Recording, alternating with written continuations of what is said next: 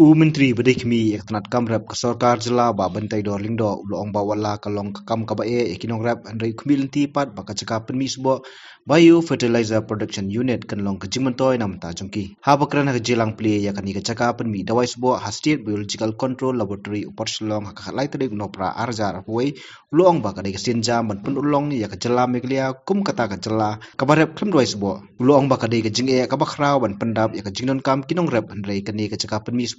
kandai ke sinjaman penyeso ya ke jinon kam nongrep ula pun sluri ki samla ban wan sakmat ban thaw ya kum kini ki jaka pynmih sboh to transform into organic. It's a very tough for us, but I do feel without challenge we cannot move forward, and I hope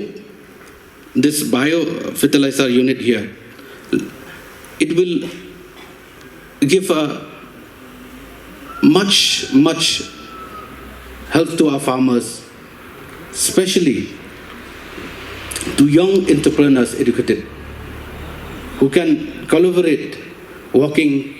together.